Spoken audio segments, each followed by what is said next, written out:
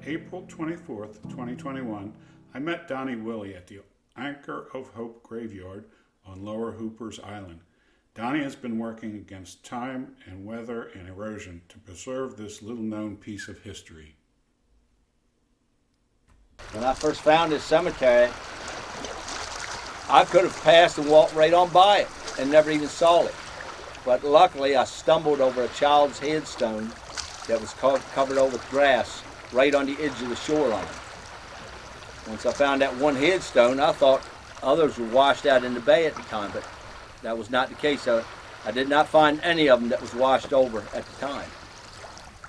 But when I dug into the jungle that was here, the thorns and the trees that was blown over from Hurricane Isabel, and of course erosion too, I found this cemetery, which was a total surprise. There's only been a handful of people that I've found that actually knew this cemetery even existed. And then even after I worked on this for years, then I found another whole cemetery off to the side, about 30 feet away from this one, which is the Black Cemetery, which I presume most of those are slaves. There's only 2 headstones, but once I finally burned the thorns off on that section, I thought there was 10 or 12 people right there. But after I burned all those thorns off, I found 76 indented spots in the ground and only 2 headstones. So that kind of leads me to believe that they were, slaves and only had wooden crosses on their grave, which I did find some pieces of wooden crosses. So, How did you learn the name of this cemetery, or a little bit of background history?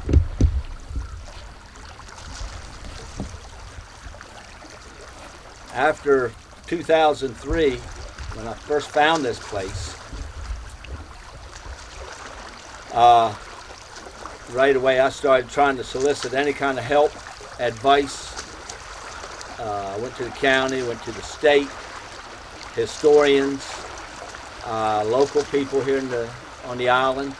I talked to everybody I could think of, and also went back and researched the deeds at the library and the courthouse. And through their research, we found the old deeds where it describes this land as being a 905-acre plantation that was a land grant from the King of England. And we even found a copy of the survey of that land grant. And right in the center, it's wrote with quilt pen. It's called Anchor of Hope. And in all the deeds, it referred to this land as being the Anchor of Hope. That's why we call it the Anchor of Hope graveyard, because this was part of that plantation. And the people who got the land grant, well, the actual people who got the land grant, I cannot find their grave because it was so old they probably didn't have headstones here, but they're probably buried here anyhow. But their grandson, the oldest headstone that's in here is 1805. That was Thomas Travers's daughter, who died in 1805. But Thomas Travers was the grandson of Benjamin Travers.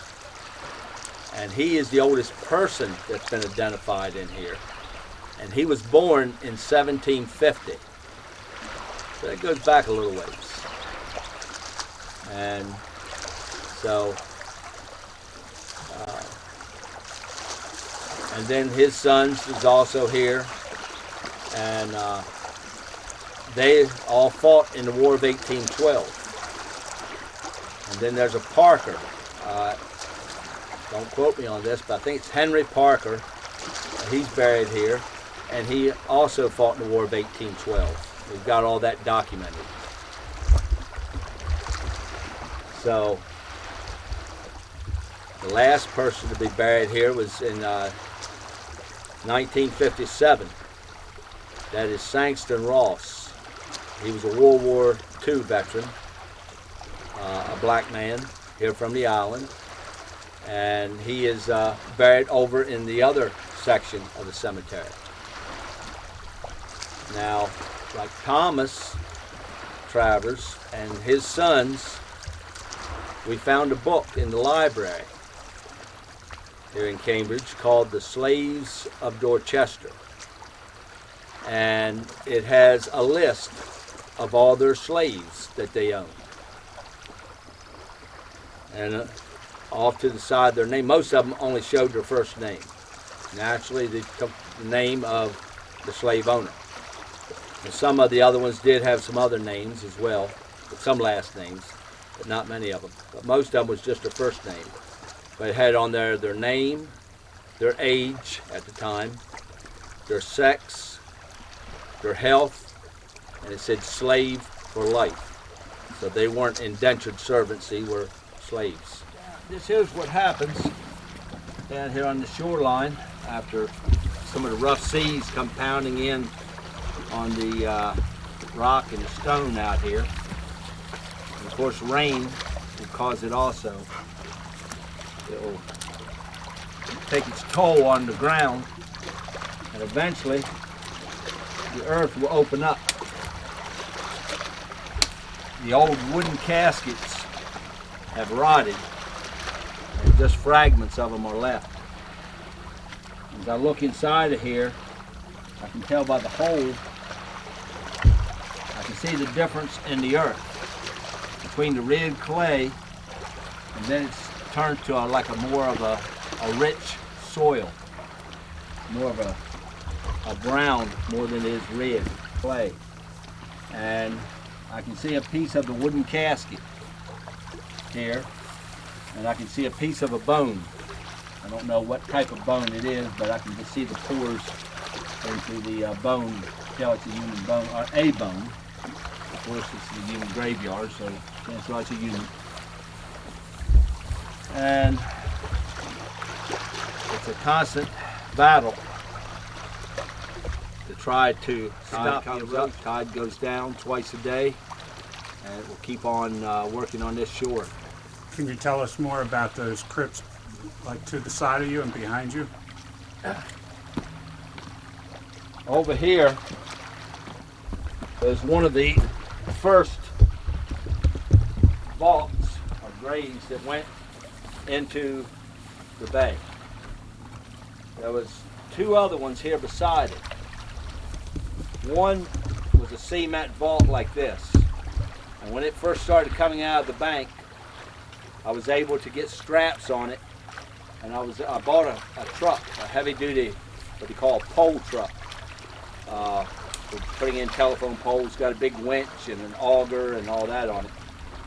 And anyhow, I was able to drive a truck in here on solid ground, put the downriggers down to stabilize the truck, swing the boom around, and pick that vault up to save it from going over the bank. And we moved it up there. Charles Roten is who that was. His wife was buried right beside him. But I was not able to move and save her grave because it was just an old wooden casket. She died years before him. And she didn't have the heavy-duty cement vault like this one. So her bones and everything just washed out into the bay. Right beside it was the other vault here, and I forgot who it was that this one was supposed to be. I've got the headstone still, pictures of who was here. But this was a hard, complete, solid vault with the lid on top of it. And it was not cracked or busted, it was all here solid. But unfortunately, it took so long to try to get permits to be able to come back and go back to work and stop the erosion, which took between 5 to 6 years, somewhere in that time frame, to get the permits again. all this land from out here, where you see these big blocks, that's where the land was at. And all this here washed away in just a few years. Over here, you can see this here was a cutout from another grave that was in here. And eventually the bones and everything came out. That was just a wooden casket. There's another grave right beside it with the red brick starting to come through. That's the one behind it. Here, you can see this grass, and it looks like it's just growing downhill. That's not the case. Just a couple days ago, well, before we had this big wind and all these rough seas came in here, this grass was coming straight out. It was up here at this level. So all this dirt has washed out underneath and chewed at the base of this mound of dirt. And once that happens, the top, whatever on top, just gravity makes it fall, and then the waves bust that piece up. And then the topsoil, it's got the root mass from the grass, just starts to roll right on over the bank like it has here. And by doing that, there's another whole grave right here that's opened up, coming out. Just like the one that was here. There's one behind it. And over here is another grave. So you can see the handle coming from the casket sticking out. Hadn't been too awful long ago, this red brick vault came and was exposed, and it stuck all the way out to here. And it was all solid, all intact, all in one piece. But the dirt washed out from underneath of it, and eventually it collapsed. The old cement mortar that held it together was just weakened and collapsed and fell apart. And now even the foot part of this red vault is starting to come apart and tilting and pulling up out of the ground. And if something isn't done here real soon, the rest of this graveyard is going to go into bay. It's going to be lost. There's a lot of headstones right there close to the edge. Yeah. There's all kind of headstones and the footstones. Some of the footstones are from the graves that was here. There's a footstone right here. There's another one. So that hole you pointed to is some of the foot of those graves that you're seeing? Yes. Yeah, this here's the footstone. The initials is on the other side of who was buried right here in this open spot. So it might be, And same thing here. if we get more storms at the end of the season, a lot more is going to get chewed away. We definitely will have more storms. Oh yeah. We're going to have a lot of storms. Right here is another good example. You can see, got that big piece of cement there in the way, but you can see this piece of earth stuck out. And the dirt is just hanging here. The root system just getting ready to topple over.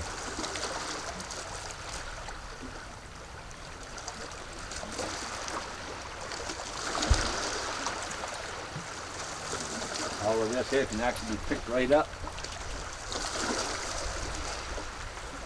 I need help. Yeah. So what are some of the things that you need to get this restored, or at least, I don't know, shore it up so there's not more lost? What I need to do is build material out here. I need an excavator. I need a big machine that can pick up pieces of cement that weighs 2 or 3 tons and be able to pick them up and reach way out and put them in place. These blocks Most of them I brought here myself and hauled them from all over Dorchester County. Brought them here, and I've got a stack pile of them over there. I still need more, but I've got enough that I can stop this erosion right here for now. But I need the machine, I need that excavator to be able to pick them up and reach out and put them in place. As I build the wall up out here, we can drive the excavator on top of it and then reach out and put the blocks and continue to build the seawall right here. But along with the excavator, I need another machine that can pick up those big blocks, pick them up and deliver them and set them in front of the excavator so they can reach around with the boom and pick it up and reach over and put it in place. It's too time consuming for that big machine to run back and forth, back and forth, back and forth for each one of those blocks. I need a second machine that can pick those blocks up and bring them and put them right in front of the excavator to pick them up and put them in place. And keep walking on down as they keep moving along with picking this thing up and getting it out of the way. Meanwhile, I know everybody doesn't have heavy equipment. In the meanwhile, I can still use people to come down and bring weed eaters and chainsaws and help pull the grass and help maintain the cemetery itself so it doesn't get overgrown like it was when I found it. Thank you, Donnie, for sharing this bit of history. To keep in touch with progress or find out about volunteer opportunities, look for the Friends of the Anchor of Hope Facebook page.